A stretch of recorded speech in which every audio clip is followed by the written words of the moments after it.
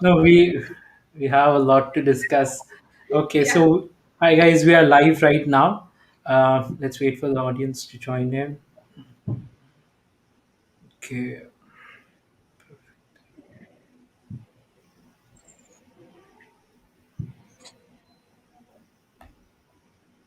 okay. Let me check some book.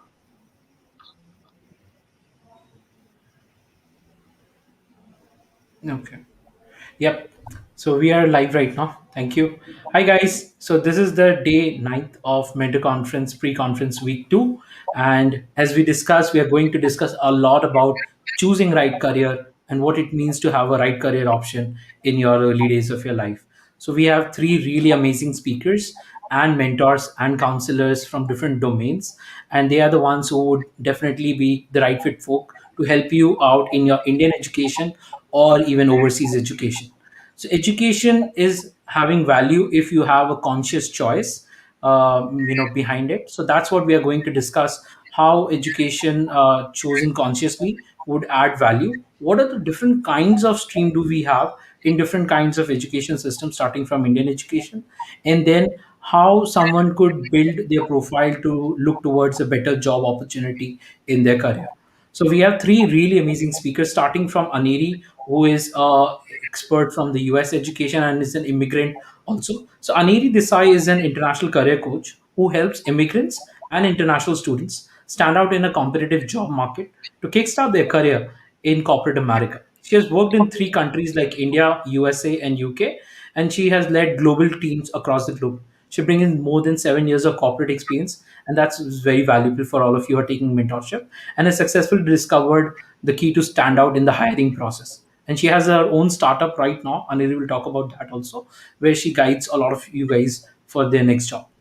Then we have Surbi. Surbi Dewra is the CEO of CareerGuide, one of the aspiring career counseling websites in India, and one of the leading Indian women entrepreneur. She has been featured as top 25 powerful women in India and has received many awards, including the 50 Fabulous Global EduTech Leader Award.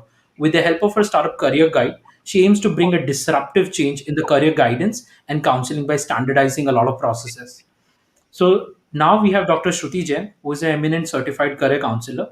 She has years of experience in guiding aspirants to achieve their dreams.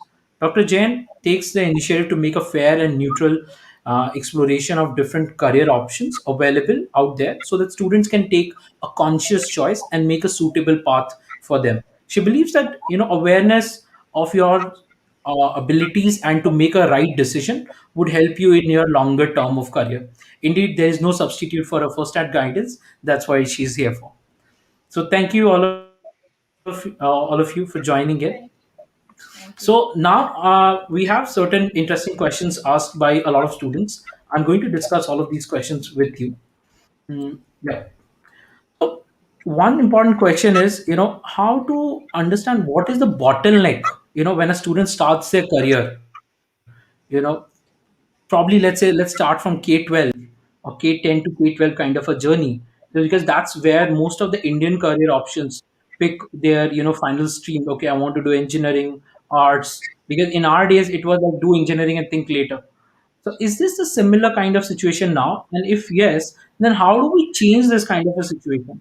What is the root cause and the proper solution that would help in the early stage of career to make a better choice? So this question I'll first ask from Shruti, followed by Surbi and Aneri. All right. So, very apt question, Nikhil. First of all, I would say that most of the student, which I think find difficulty, is like they love theoretical subject. They don't consider practical subject more. Okay, let's take PCB, but they're not aware. I'm just giving an example, like for physics, chemistry, biology, because they love the theoretical subject like biology, right? They will not consider that they have to go through with the numerical part of physics or the numerical part of chemistry. The same way, they take vice versa. They actually look for maths and they take PCM, but they're still not aware that preparation for JEE mains is a bit tough. They have to focus on major subjects like physics again. All right. So there I found one has to go for, basic career assessments or the psychometric assessment, which actually gives us complete, their profiling, their aptitude, their personality, their interest areas. And I have seen students who have actually gone through with the career assessment. Yes, they are really in the right track now. They have chosen the stream which we have suggested as, a plan A, a plan B, and they have followed their dream now. The most important factor is, again, not to fix in the dilemma. Okay, I love this subject only, so this subject will take me over to the career pathway. They have to completely look at the package, what all subjects are required. If start from class ninth and 10th, right? And then what all skills are added into it to have the particular in that career. So I would say, if they come out with this bottleneck, definitely they will nail it in the career pathway. Interesting. So, Surbi, since you have been designing career assessments, what's your take on this? I think the biggest reason for non clarity on career is uh, lack of confidence among students. Major problem comes is the peer pressure, peer expectation, and expectations from family. Uh, Ability for not coming forward and saying, "Hey, I think I want to do this. I am good at this." So students these days are not really confident to say this loudly. That it's okay if I'm not getting into IITs, if it's okay if I'm not making into NEET. There are hundreds of careers I can make through. They all are spending time on internet. They all understand there's different avenue. And thanks to COVID, that people are understanding world of work is changing. But this thought needs to be made mainstream, and I think the ownership also lies a lot on the school, colleges, principals, especially the education head. They need to speak more to students about this fact that it's just okay. You can earn better, you can enjoy better, you can have amazing lifestyle, you can have amazing life even if you don't get into IIT, even if you don't get into medical college. So if we start talking, if as foreign admit we start talking about, if we as counselor we start talking loud about it, that's when our student, this generation, will agree, will listen to it, will admit to it. For me it was very difficult moving out from engineering stream, moving out from MNC to starting up. It was insane. I mean, startup India was not there, people didn't understand it. They thought, for me starting up is like a shortcut to get to a foreign MBA. It was not because I really wanted to do it, and that also pushed me back at a lot of places where I was not in self doubt. So yes, that self doubt, that element of confidence and ability, and that small mentoring element. This mentor conference is all about that. That mentoring element, that yes, I can go and speak to people, I can understand, I can explore. This attitude is also important. So even today's students need to have this attitude. It's okay to reach out. It's okay to ask. It's okay to find a mentor. It's okay to find a counselor and coach. Nikhil, that's from my side. Interesting. I think that's the empathy part is very important that way, into the education system. But now talking about the US or the international education system, Aneri, what's your insight on this? For the early people, you're going for bachelor's or master's even. Sure. Yep. So I think the biggest problem is lack of exposure. So it took me 5 years to figure out that I didn't belong to the programming world and I like leadership more.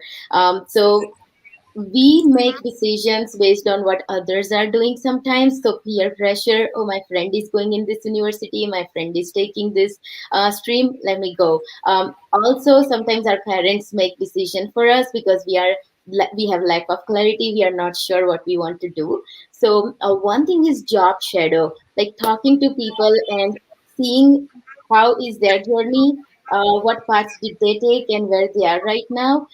It is going to help you figure out if this program is right fit for you or not.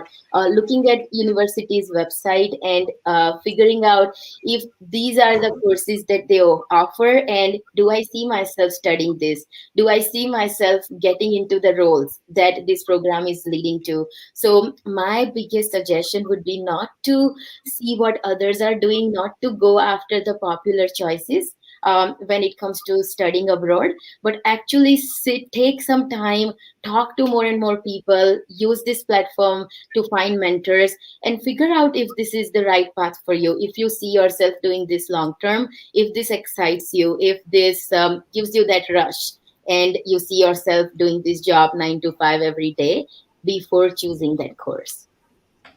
Wow. That's a very interesting insight because job shadowing and understanding the course insights upfront would be very insightful.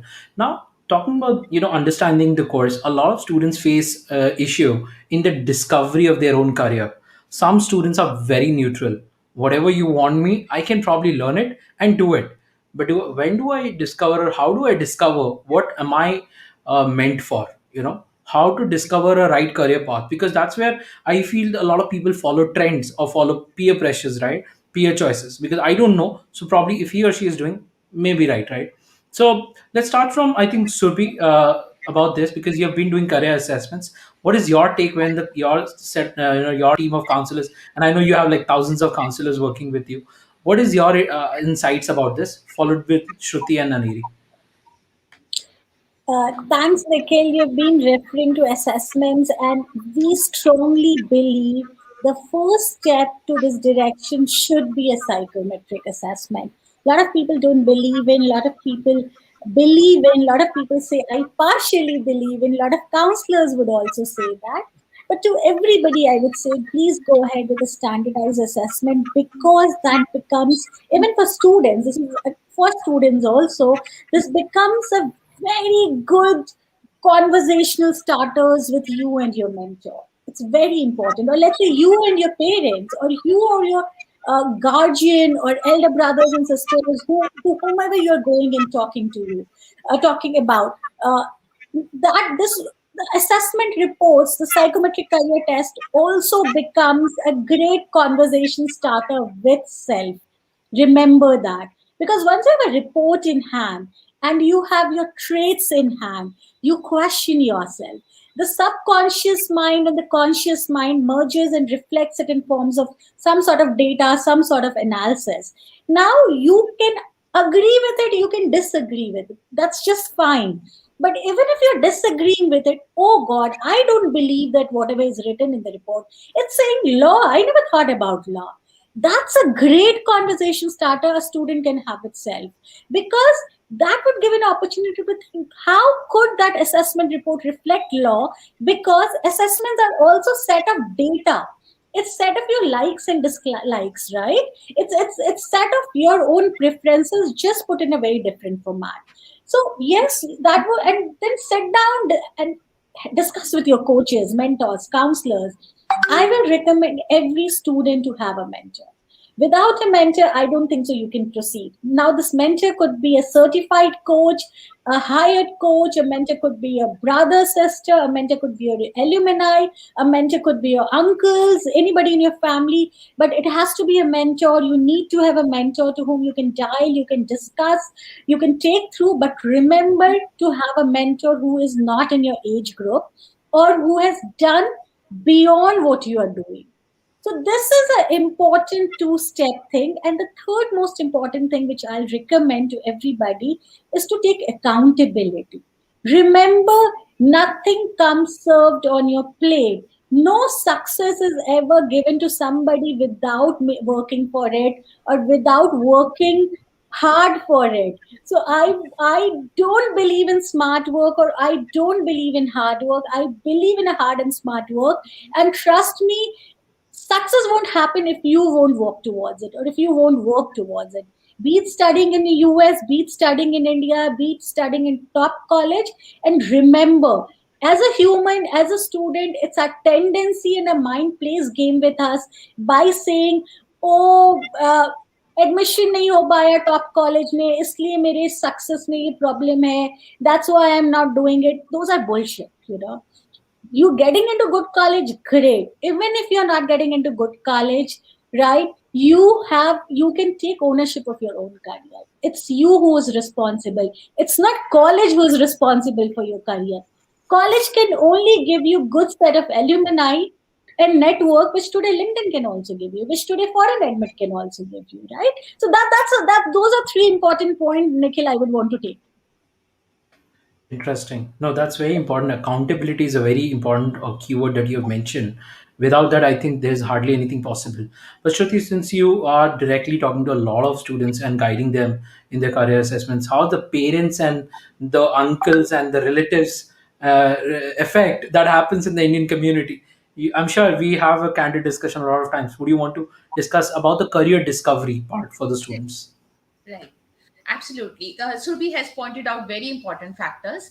But I'll say, Nikhil, it's actually a reverse journey. It's a reverse process. Whenever I had one-on-one session with the students, whether they're coming with their parents or with their elder siblings or their uncle, aunt, anyone, I would just ask them where you want your child to be. Like they say, we are pushing them to go for, national exam like NEET or JEE just because we want them to be a best of the college. But are you not aware that you can be into IIT through UCID exam? Your child can be a B design, or your child can be into BA MA integrated program at IIT Madras. So if you really wanted to have a tag of IIT, let's just decide the destination first. Sometimes course is preferred, sometimes college is preferred. For us, like course is always over college, what I believe. But most of the time, if we take the input from the parents, from the student itself, we feel that yes, they are preferring university college also along with the courses. So we just ask them to let's decide, sit together. This is the destination, right? Let's just start preparing the itinerary now, which route we have to take. You can go to a B design program, with any stream. So it can be humanities, it can be commerce, it can be sciences. So why not take which is most apt to you, or which is, relatable to your hobbies and your passion, which is very easily, fit into your pocket also. You don't have to go for the coaching, paying a lot of money for 2-year program, getting into the coaching along with your school education. And then start packing your bags, start your baggage packing, put up all the subjects, start preparing. This is how the journey starts now. The only thing is that sometimes parents keep on pressurizing with their own passion and with their own interest areas, which I think can be terminated, as Surabhi has said, with the psychometric assessment or with the career assessment, which I have seen really, Nikhil, that yes, parents are coming forward, students are taking it in a positive way. All right, my report is showing this. Like today morning, I counseled a child. The girl is having PCB, and literally, she is actually a mass communication child, which I feel she wanted to be a creative writer.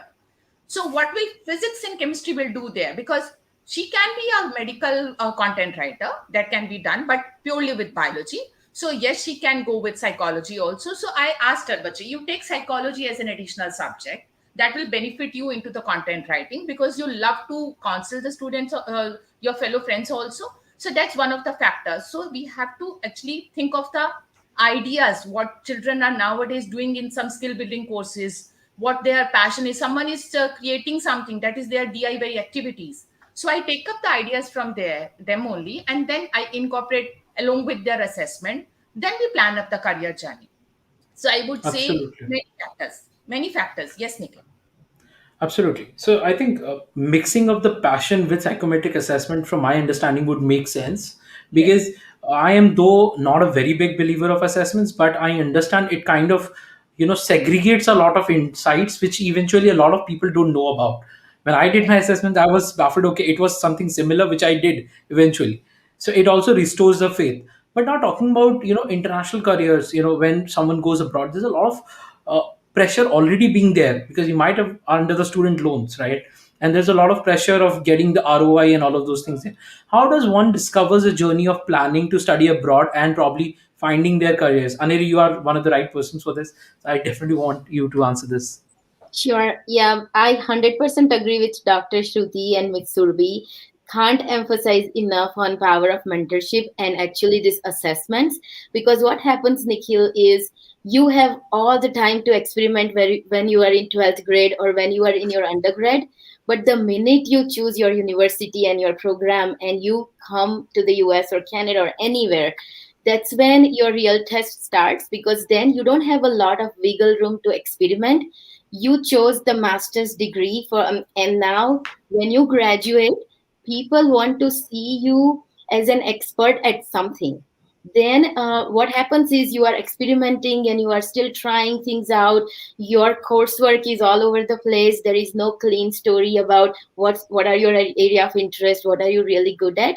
When you actually step out of the university and your clock is ticking to find a job, and when you are actually interviewing for roles, and when they figure out that there is no clear story here, you are coming out as a candidate who is jack of all trades but master of none. And that's where the real problem comes in, because a, you are limited on time. You have to find a job and you have that loan payments kicking in, and you may find yourself in a situation where you feel like I'm not good at anything even. And that's what happened to me. I had two master's degree and I was at a stage where I was feeling like, what am I really good at? I have done everything, bits and pieces here and there, but there is no clean story about what's my passion or what's my area of interest or expertise. So I highly recommend everybody to just take a step back before choosing a program or a university. Don't go because your friend is going, because your parents want you to take up certain courses, or because it is higher paying job. Just do this assessment that Dr. Shruti and Ms. Surbi explained, and figure out what is it that you love doing. Because once you mix your passion with a right coursework, that's when you start seeing a better results. Absolutely. I think that is one of the interesting ways. And most of the students who follow this kind of things are more cognizant of the process and they kind of understand what it takes to go there. Okay. Now I have a very interesting question since you mentioned about US international education. What are the differences? I'll start with Aneri and then probably I'll discuss with Shruti and Surbi also from the Indian sides. What are the differences between the study in India versus study abroad that you guys see? What are the major differences that you see? Okay, if someone is planning to study bachelor's or master's abroad, what's the prime difference that you would find versus someone is now pursuing a good private universities in India or public universities in India for the education? Sure. So I went to a public university in India. I did my master's in computer science from India before I moved here for my MBA. So the biggest difference I noticed as a student is the examination system. So in India, all my coursework were more towards theoretical. So I can write long stories to explain one concept. I can fill out pages and pages to explain my understanding of one topic. But in US, when I came here, it was it was a tough transition for me, because it's either black or white. There is no gray area where you are dumping everything that you have in your mind about that topic. There are multiple choice questions mainly in courses, so there's no long answers. You have to know your concepts. You have to know what's right answer and wrong. There is no gray area here. So that's number one thing I noticed is multiple choice questions, no room for gray area or either here or there. It's right answer or a wrong answer. So it's very straightforward, and you need to study. You can't just write stories. That's one. And number two is here people value practical knowledge over your theoretical knowledge. So every coursework, the way the exam and the grading system is designed, you have to demonstrate your understanding about those concepts practically. So either doing an assignment, either doing a class project, or some small simulation. But it's people value a lot of practical knowledge over theoretical here in the US. And then grading system. So like there is no marks, there is no percentage. Everything is based on grades. So A, B, C, and D and F. So it's very crystal clear, no room for here or there. It's either your answers are right or wrong, whether you know this topic or you don't. Interesting. Okay, now coming towards the Indian education system, Dr. Shruti, you have been counseling a lot of students in the Indian education system. What are the major changes that you see? Um, it has changed for a better now, Nikhil, I would say. Talking about the entrance exam, yes, there have been changes. Mostly are aptitude based now, which was not the condition previously. If it is a private university for say any big university, or let's say for any government university, they are relying more on the aptitude test now, and most probably by next year our very own Delhi University will also come with the aptitude test, right? Then talking about the curriculum, I have seen most of the technical courses like for BTech and BE. many government colleges, other than government colleges, rest of the universities and colleges, they have come up with the new curriculum, which is actually more skill oriented, and they are in sync with what the student is doing. Let's say if it is electronics and communication, so if it has to be dealing with like 3G, 4G, whatever has to be done in the after completing their EC as a branch. If it is computer science, then it's not purely that you have to go through with the old physics chemistry in your first year. That curriculum is changing in best of the colleges which we have right now. In fact, triple IT, if I say at Delhi, it's purely related with all subjects which should be there in a computer science as one of the course. Same thing goes with the humanities stream also, political science or history. The curriculum which is actually required for a student to go for a better job prospect, for having a good campus placement, that has started being incorporated in the colleges nowadays, which I've seen for good for the students. Then I would say definitely it will going to help because it will be more skill oriented jobs now. And in fact, that is the thing which we are looking for from the students also. So I would say yes, we are changing if we talk about the Indian education system, Nikhil. Absolutely. That is a positive sign. And definitely, I believe there's a good competition now from the West Yes. coming, and there's a lot of people who are looking to migrate. So definitely, Indian education system do need to Yes. grow. So I want all three of you to probably share one case study, about career counseling, how career counseling impact any student of yours, and what kind of change that have been brought, so that this will restore faith of a lot of students. Because believe it or not, this industry is more plagued by misguidance than guidance. So counseling itself has kind of there's a lot of haziness in terms of what career counseling is and what kind of impact a good career counseling could bring in to someone's life. So I'll start off with Shruti, then probably Surbi, and then Aneri on that. All right, so I would take this girl from class 9. She is with me. We took the assessment with her, and parents, both techies, they want her to be into the technical line. That's why PCM was chosen. And for an ICS board, the subject selection has been done from class 9 itself. Not a big problem. The girl don't want to be in the technical side, right? The thing is, it can be something else. Then I actually went for more of probing. I just asked, Bache, what is the thing that you like more? That's only the subject maths.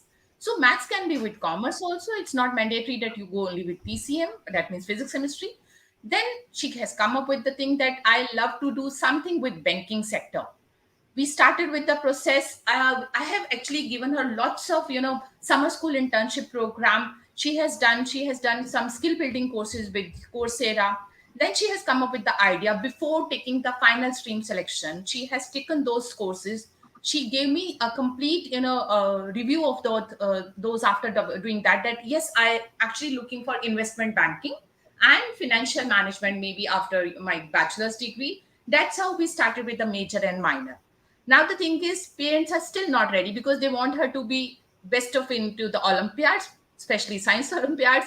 And then yes, they want her to take the NTSC, the National Talent Search exam. I said this can be taken. You don't limit your child that okay, the stream will emphasize on the competitive exams till the school level. She can take it. It's only that let her take the subject which is actually matching up with her personality, aptitude, and interest areas.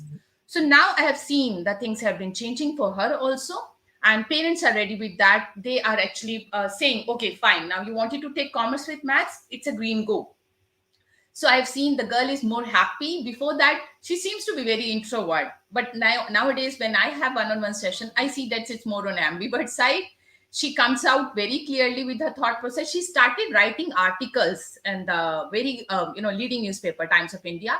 And I found each and every article of her has very enthusiastic story for the youngsters. And she herself is just 15. Can you imagine, Nikhil, that this has been the impact mostly what I have seen, because students actually don't follow what we counselors say in one go. But now, if we give them some kind of, as Surbi has mentioned, the job shadowing, the subject shadowing, which I believe should be given, which I already gave to this girl, and she found it good. Yes, ma'am, this is the course which I am actually relating with. So I think this girl is happy, which makes me as a counselor more than happy. Yes. Interesting. No, that's very interesting, and I think job shadowing as a concept Yes. is very new, and a lot of people are now picking this up, which would definitely give them a early insights towards what they want to do.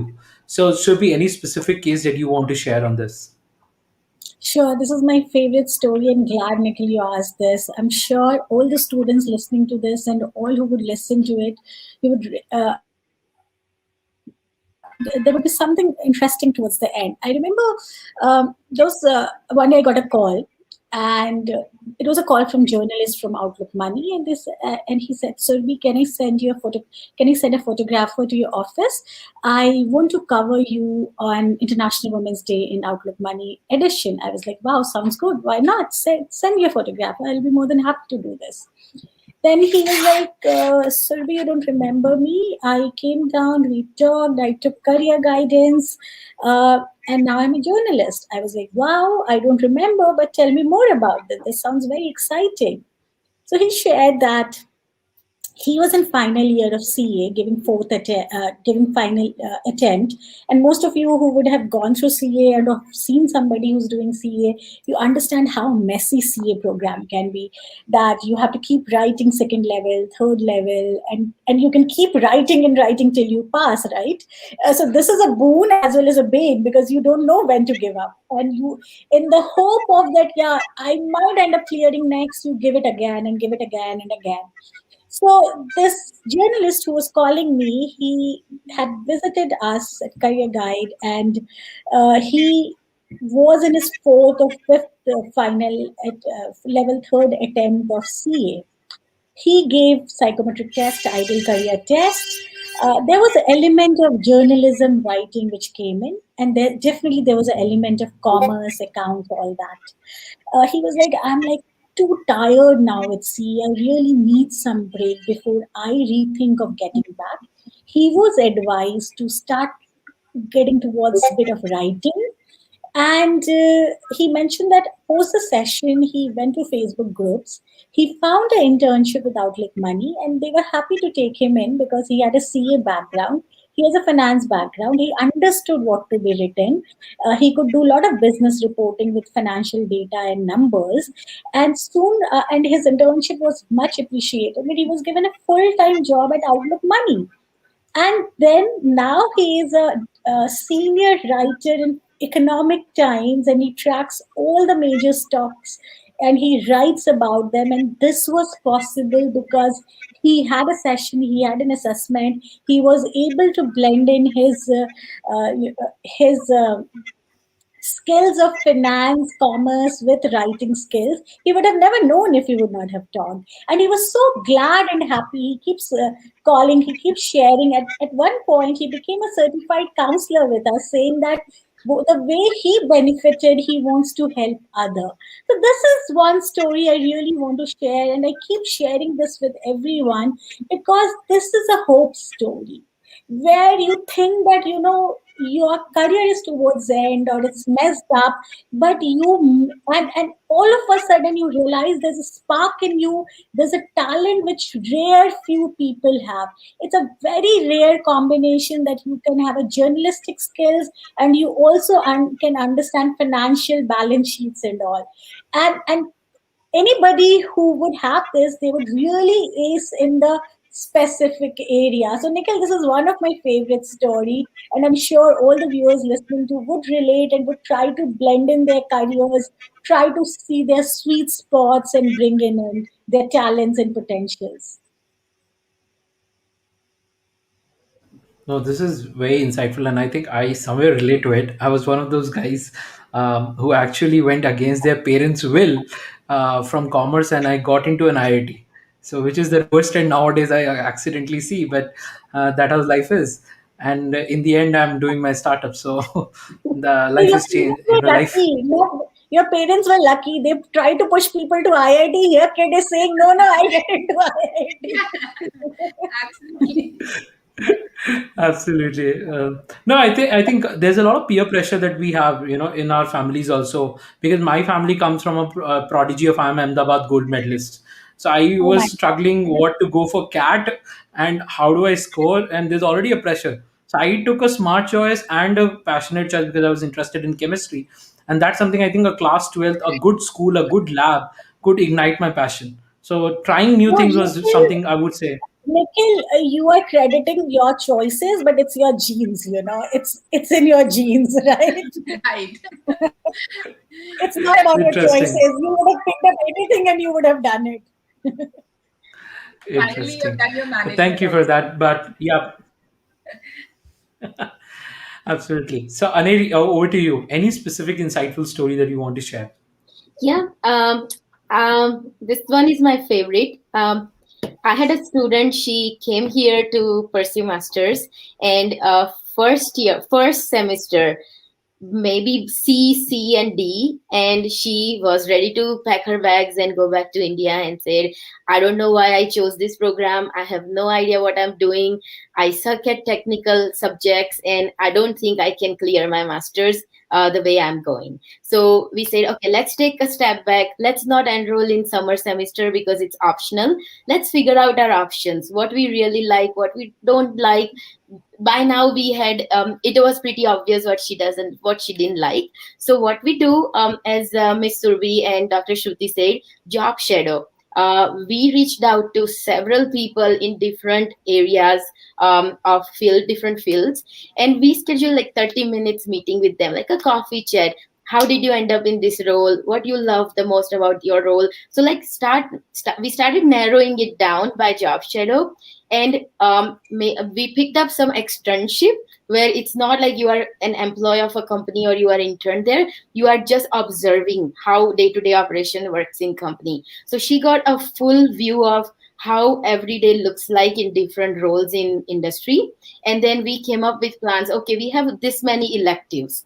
What can we do with those electives? What kind of, now that we know that you are not interested towards technical subjects, but you are more interested toward leadership or management subjects, how can we utilize your electives to work in your favor? So we work with college counselors. We create, like, recreated her a degree path, and saw how can we play with those subjects.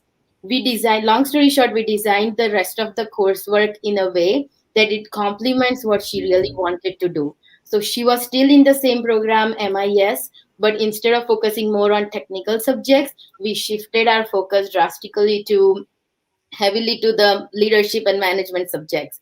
And now, so she did a job shadow, externship, then we did couple of internship to just test out the water, that if this is really what she wanted to do. And her internship got converted into a full-time job, and now she works for FANG company. So somebody who was ready to pack her bags and go to India because she didn't have clarity or what she was doing, to all the way to going and working in FANG company in a leadership role. I would say that was a really good success story that we were able to pull through just by observing other people, talking to more people, job shadowing, and actually seeing what role she really enjoyed over these technical subjects. Wow, I think this is very interesting. I wish in my PhD time you should have been there. I would have connected you in Australia for sure. But that's interesting. Okay, now let's come to something as a very, I would say, yeah, silly thing that we do when we are planning to, let's say, study in India or studying abroad. What are the silliest things that you guys have seen? Because you guys have definitely a repository of the mistakes that people do, right? So, can you share some of the things which people do as the most common mistakes when they're planning to study abroad or planning to study in India? What are the things and why they should not be doing these things? Starting from me myself, like do not do an MBA just because you want to pay a raise. A lot of students in India just after fresher they pick up an MBA probably in India because abroad there's no concept of usually a freshers MBA. So Indian MBAs are more designed, or what we call it is designed for for freshers MBA, and then they again struggle. So that is my most common thing of talking to a student. So can I do an MBA? I've just graduated. He said, why? I need a better pay raise. So what are the most common mistakes that you see, that people do and they should not be doing it? So I will start here from Surbi because I'm sure that Surbi works with thousands of people. She would have a lot of things to share here.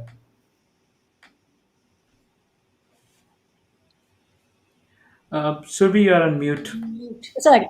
Yeah, perfect. Nikhil, one of the things you touched upon about MBA, but I think the silliest thing which people do, one for study in India, I'll pick up, and some for study abroad. Silliest thing for study in India they do is after graduation, just because college was not providing placement, I'll go for higher education because in this way I will delay for next 2 or 3 years the entire discussion about jobs. I think this is the silliest thing which is done.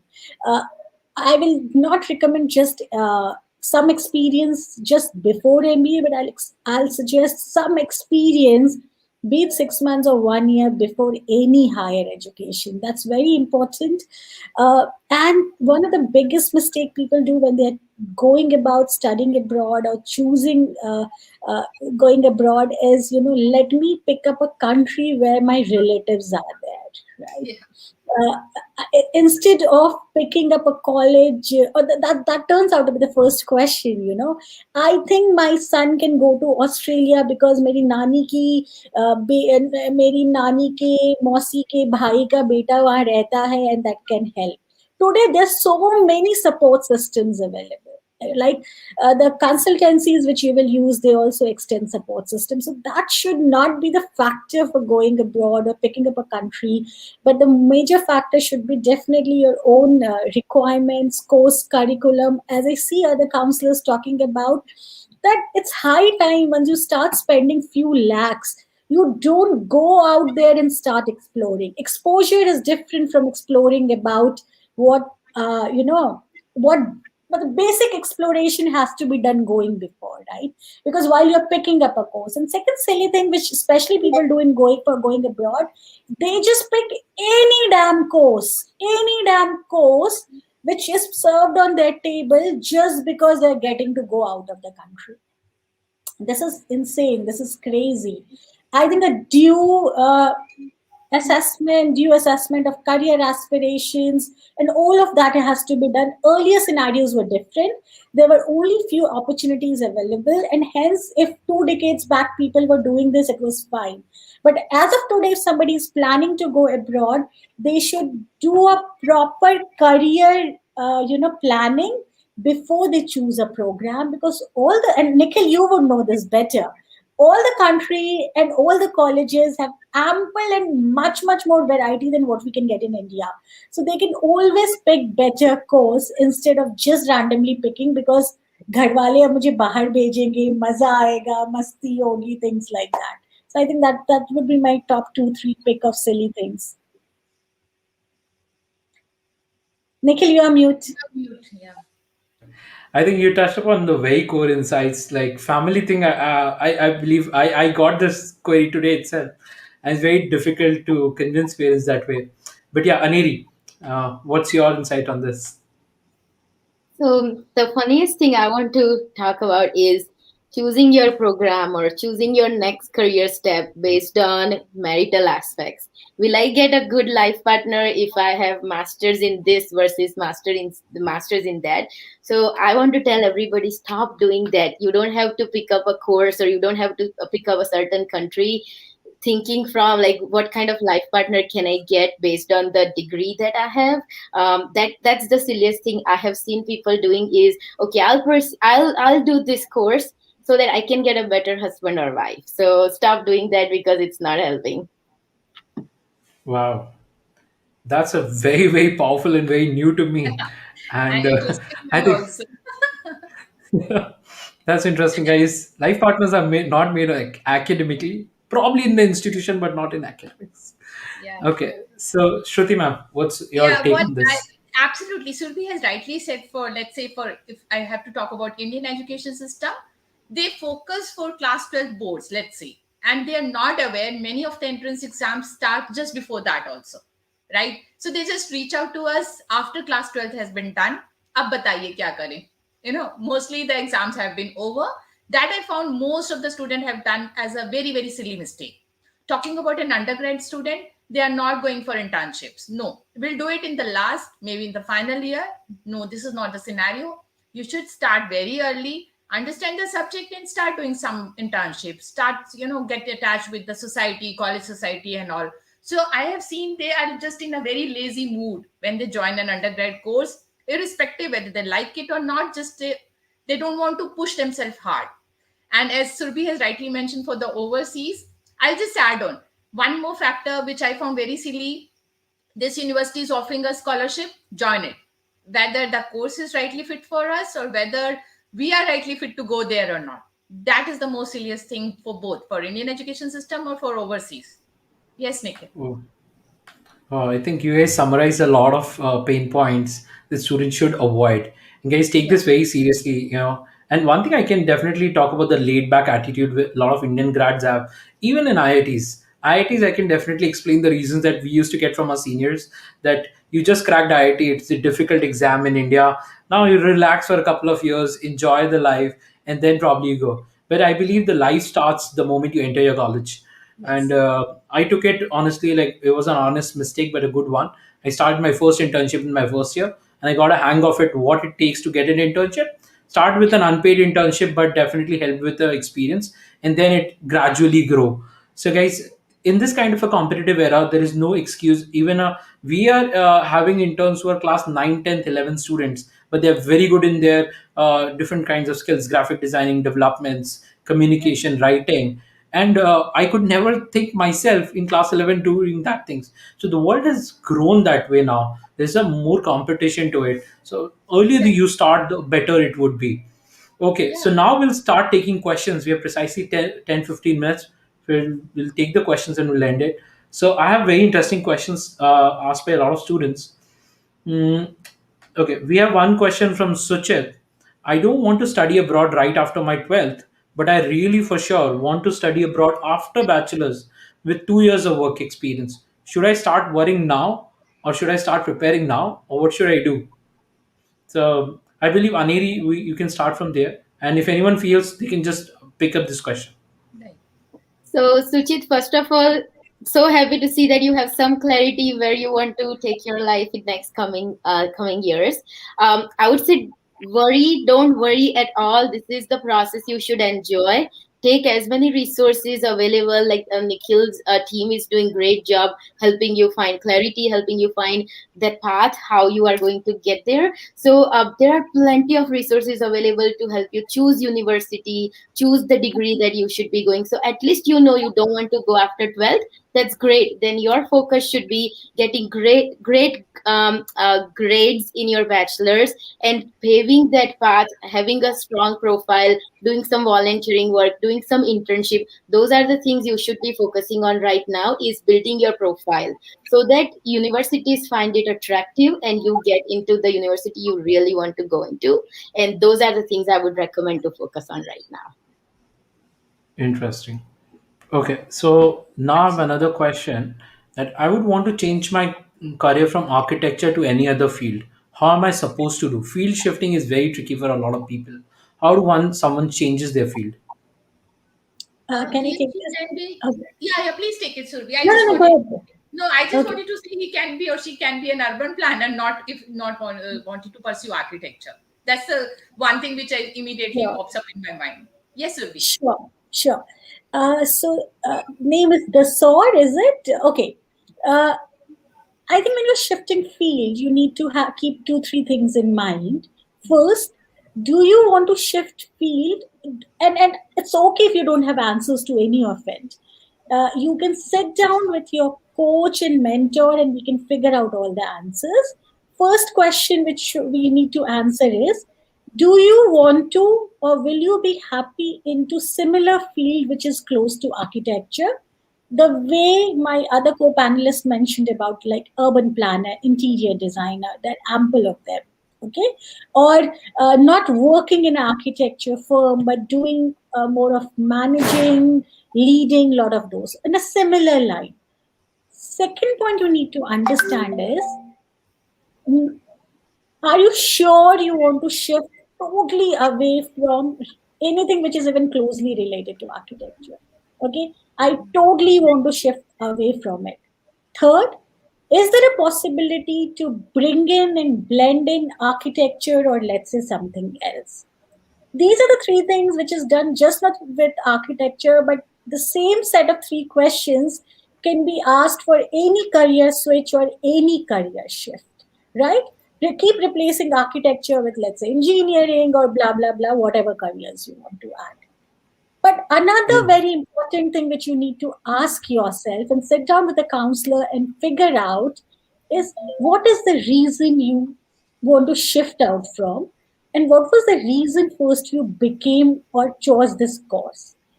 Is the reason because you could not find a job? Is the reason because the firm you have been working gave you a traumatic time? Is the reason that the current scenario does not look exciting and the economy has slowed down? So ask these reasons, and this is the reason which, in form of checklist or questionnaire, all your coaches can help you. And also write it down. What was the reason for you which you became architect or you got into architecture? Because I gave engineering and that was the only college available. I got in, my best friend was going into. All those reasons need to be figured out. Once you compile it, write it on a notebook or on a memo, we can always talk and figure out. And it's just okay to change. It's super easy to change. If you ask me a short answer, MBA is the shortcut for all the career changes. Right? So, yes. One and the best one. Yes. Okay, so we have one interesting question by Indumati. Could you please give insights or suggestions about how to choose the right internship program to build up skills, or probably for skill building? Some career advice for students who are from a non-technical background and want to do some kind of major programs. How do one pick up internships? So, Nikhil, you are the best person to answer this. I think. If you want, I can. I mean, Yes, would you Surabhi, like please to go go ahead. I'll Yes. add something in the later. Yep. first? Right. See, the ample of platform which is willing to give internship. Go to foreign admit, they will give you. Come to career guide, we will give you. Right? There's n number of platforms out there. Just Google internship opportunity, and you will have it. You have to understand that just writing or applying to one internship and saying, hey, I did not get an internship does not work. Or just trying it for 2 days or I did not get does not work. There's something called consistency in your effort. It's just okay. I know a friend of mine when I was in third year of my college, and that friend of mine was in first year of college, and studying abroad and going abroad for internship was not common. He managed to get an internship with a professor yeah, as a research assistant in one of the foreign university. And we asked him, how did you get it? He said, I wrote emails to 500 people for internship and only one replied, and that was this professor. So the short story, Indumati, is that do not stop applying till you get your internship. And have your resume, have your LinkedIn, be there, and do not crib about the fact on internship I was expecting to do rocket science, but they gave me data entry. Okay, this is the major thing. People expect, oh, I'll be given so and so work, but I was given the very basic work. That's perfectly all right. Your first two internship has to be just about you trying to understand how to report to managers and how to interact with team. Your first two internship is all about that. After that, you can get into, I need to learn this, I need to get into that specialization. Indumati, I hope I have answered your question. That's perfect, Surabhi. Networking is very, very important. Absolutely. I think, yep. And just giving an insights, like I did approximately like inhumane number of internships, 26 or 22 internships. I don't Wow. remember. A lot of people can do these many internships, honestly, and it is possible, more possible in this online world. When we have most of the companies operating remotely, there is a good chance that if you have certain skills, you can always work in a startup, probably like a scratch startup, very early stage, because they would need interns. They don't have enough money to hire a professional freelancer or something, and that is a great opportunity for you guys also, because you are also at an early stage. You would figure out things. What is needed at that point of time in those kind of startups is willingness and commitment. If you're willing, hardworking, you can help them by learning those skills, and they are very happy to be able to contribute it. I can give you reasons because I worked at almost like 16 early stage startups, and that gave me an insights that my fifth year internship was paying me around at least what usually Indian developers get, in a yearly pay, I was getting a monthly pay of that. Just giving an analogy, because a lot of people would relate finances to it. Yeah. But what gave me happiness is working in those early days of venture, when you start figuring out things, when do those nuts and bolts joining part in different fields. And what Surbi said makes a lot of sense. My first in office internship was just going there, doing the cold calls, recording what people saying, and putting out inferences what they meant and what they said. That gave me an insight how to talk to people, how to talk to parents, how to talk to students, how to put up pitch, and that started my conversational skill building automatically. So a lot of internship would help you train. The best thing is understand what are you going to do in that internship from your probably recruitment person, and see what is your career plan with that. A lot of internship would be small, a lot of internship would be long. It depends where you want to fit in. Nikhil, I would Okay, like to so quickly add something. So, in initial few internships, I suggest not to overanalyze things. You don't know what you'll be doing next, but use that internship as a stepping stone. And there are transferable skills that any internship you do, there is something that you can take to your next job or next internship or next program. So, just take whatever comes to you and try to build off of that. okay. Okay. The next question which I'm going to give you is one of the most common questions that I see. And this is by Prem. I'm pursuing electronics and communication engineering final year. I don't know which area would I choose, but some of my friends have done internships in IT field and they say they get a better pay. I'm currently confused about it. What do I do? Coming from electronics and electrical background, I think I can take this frame. Uh, I remember when I was in my second, third year, I used to ask my seniors of who were who enrolled into discipline of electronics, but when they got the job, their designation was software engineer. I'm like, what the hell happened? You enrolled into electronics. Why is it software engineer your designation? And then they would try to explain it to me that that's what everybody gets in engineering college. So somebody who was into civil engineering also was getting an IT job, and somebody who was doing chemical engineering was also getting an IT job. And thanks to IT booms of 80s, and thanks to all the digital boom, that we as an Indian economy is so strong in IT, and out of all the graduate program, despite how horrible our engineering curriculum might be, but BTech programs come closer to what can give you recruitment into IT industries. And because we need so many people to be doing it, yeah, it's go ahead, do it. Whether it's EC, you can very well get into IT, because all the engineering curriculum has basic of IT subjects given to you. In first year, I'm sure, Prem, you have done C programming, C programming, and I'm sure in third year, all the electives are data structure, OOPS, and all that. So all this flexibility ensures that you can move into IT anytime with EC background. In fact, I have worked into semiconductor industry. I have worked on first iPhone chipset, and my designation was software design engineer, but the industry was semiconductor. 90% of works, even if EC is on softwares, but those softwares are very specific to your electronics industry. Those softwares are very specific to semiconductor industry. And coming to pay scale, because there's lots and lots of jobs and lots of companies which are into IT, it's easy to scale up. Apple, being the biggest hardware $1 trillion company, has its workforce, 80% of them are engineers, right? They're the biggest hardware company. So EC, IT, all these are so borderline. Yeah. I hope Prema answered that. Nikhil, over to you. Absolutely. No, I think somehow a small piece of advice is pursue what you find it interesting enough. I'll just give you my background. I was a mining engineer, gotten into an IIT because what Surbi ma'am said, sorry, Dr. Shruti said, is, I valued brand over the course, because I knew if I'm getting into an IIT, it's an ecosystem which will build me up, and then I could become whatever I want to. So that was definitely not a technically right way to choose it, but that's how the Indian education system in IIT works. Okay. But when I went into IIT, I made it very clear that hey, I'm not liking mining. I might be liking a couple of subjects, so I'll stick to it. But what I'm passionate about is people and social media and internet.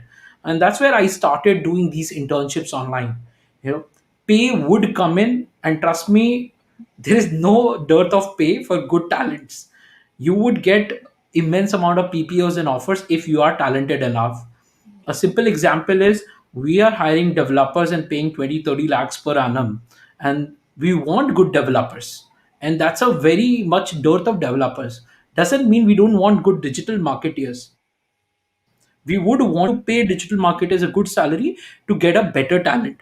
So if you are a better talent in any particular domain, top 5 or 10%, you would always survive in a very, very easy way. The more you go down, the difficult your survival would be. So pick up something which you enjoy so that it doesn't become frustration for you in the end.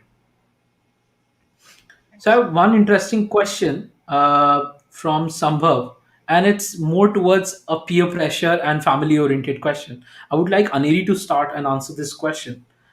What is the chance of an Indian student getting admitted to a foreign university in USA?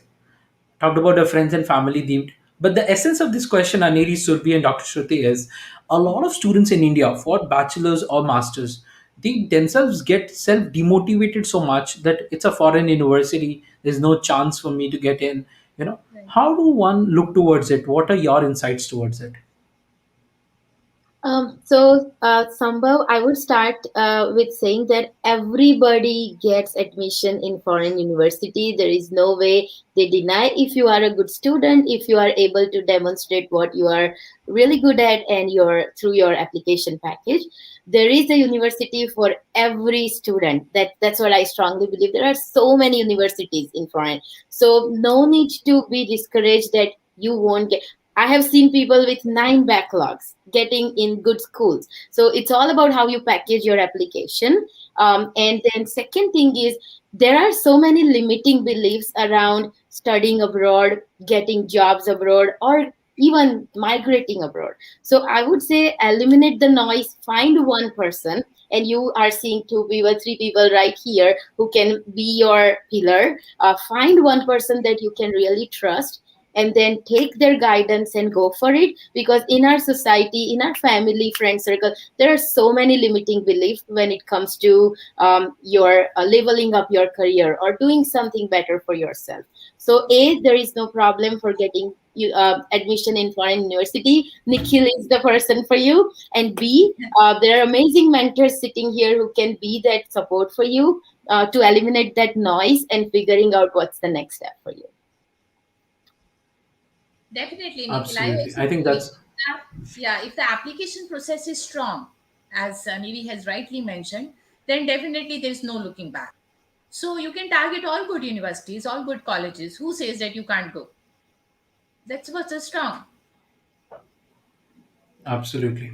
I'll take this one extra question since a lot of students have asked PhD related question. I'll start answering this honestly. I'm very keen to talk about when PhD comes on board. For PhD students, yes, interview admission committees are also there. Depends on different kinds of admission process that you would go through. Certain PhD programs are very much oriented like a job.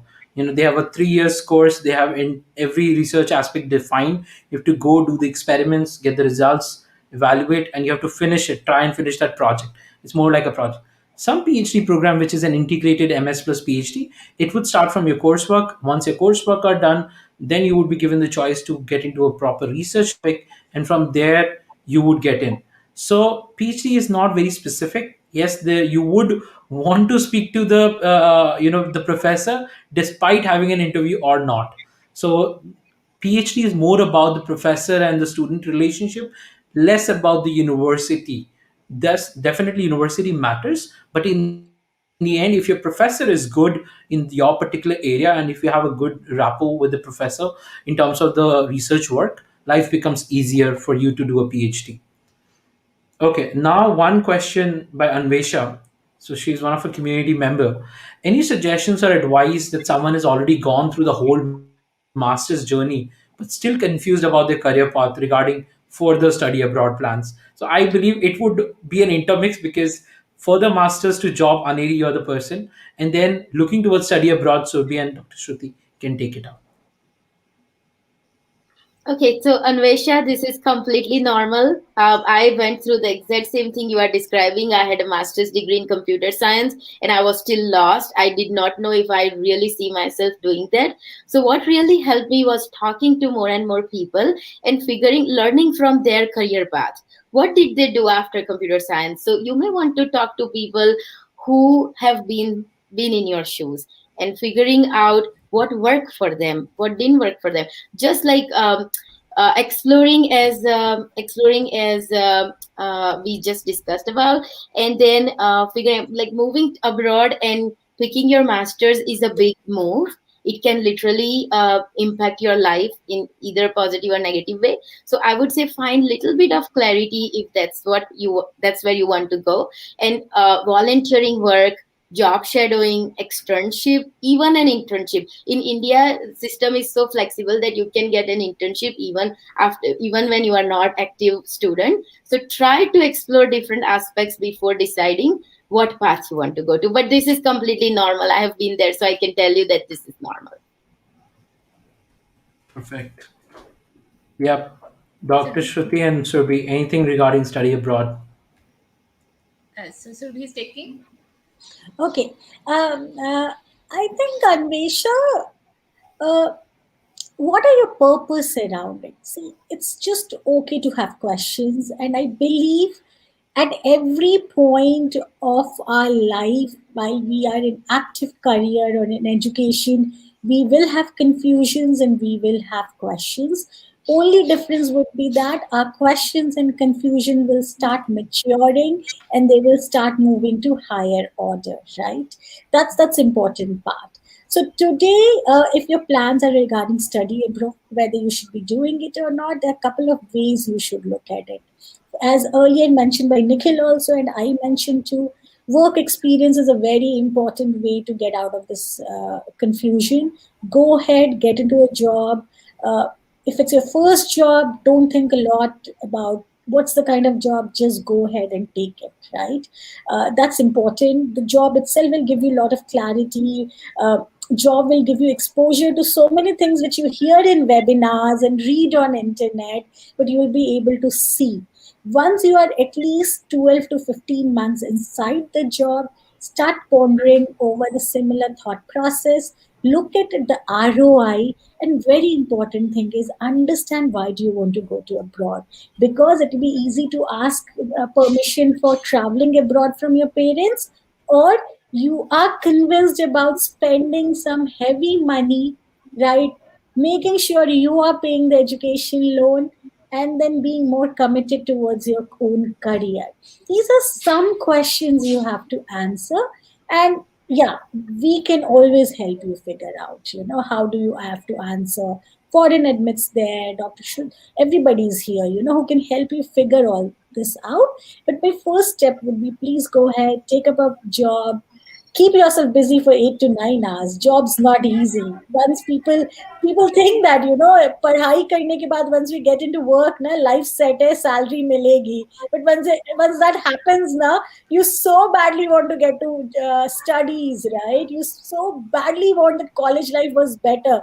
Exam pressure was much better than reporting to a manager and submitting to a deadline. So that's very important for everybody to experience. Amazing. That's very interesting. I think this has answered most of the questions. Okay, so now we have come to the end of the session. Uh, yeah. So thank you, first of all, Surbi, Aneri, and Dr. Shruti for coming on the short notice. And I'm sure you would have also enjoyed the session, figuring out the same mistakes that a lot of people do, and then helping the students not to do these mistakes. And I think the best part of this profession is, we are building careers of the students. We are, helping, families also in an indirect way. If a student studies and gets a good job or gets a better career, a family thrives, and that's a noble intent is there in this profession. So So thank you guys for choosing this profession and coming into this and enriching a lot of students' careers and lives. I'm sure I've known all three of you in some of the different ways, and I've really felt as a student very confident that if all of you guys would want to reach out for assessments, for counseling, for abroad to Aneri, Surbi and Dr. Shruti, do feel free to reach out to them. All three of them are there on LinkedIn, at least. Not all of them are on Instagram, but Aneri is pretty active on Instagram. Surbi is also pretty active on Instagram. Dr. Shruti needs to be active on Instagram very soon. But I'll yeah, follow Aneri now. all three of them. Yeah, absolutely. Yeah. So do find them on LinkedIn and Instagram. Do connect to them and do take advice. Thank you, all three of you, for joining in from your precious time. Really appreciate it. I hope you enjoyed the session. Thank you, Thank Nikhil, for you. having us here. Thank you. Thank you. Thank you. Thanks, Nick. Perfect. So we have come to the end of today's session. I hope all of you guys would have liked it. And today's session was all about finding relevant career options and different kinds of career choices, so that you guys don't do such mistakes which could be dreadful for your careers. I hope you guys have enjoyed the session. If you have liked the session and enjoyed it, do share it about it on LinkedIn. Do tag all the three people: Aneri Desai, Surabhi Dewra, Dr. Shruti Jain, and even myself if you like it. And do share your feedbacks. The feedback link might not be working right now. We'll sort it out. And if you have not joined the community, do join the Telegram community of foreign admins. Do comment on it. I will probably add you up. If you have not registered for the mentor conference, do register it, because the next coming days are going to be far more engaging. And if you're planning to study abroad in any specific country or any specific courses, you should not miss the 24th and 25th event. That's where a lot of guidance are going to happen. So with this, I'm Nikhil Jain, CEO and co-founder at Foreign Admits, signing off for today.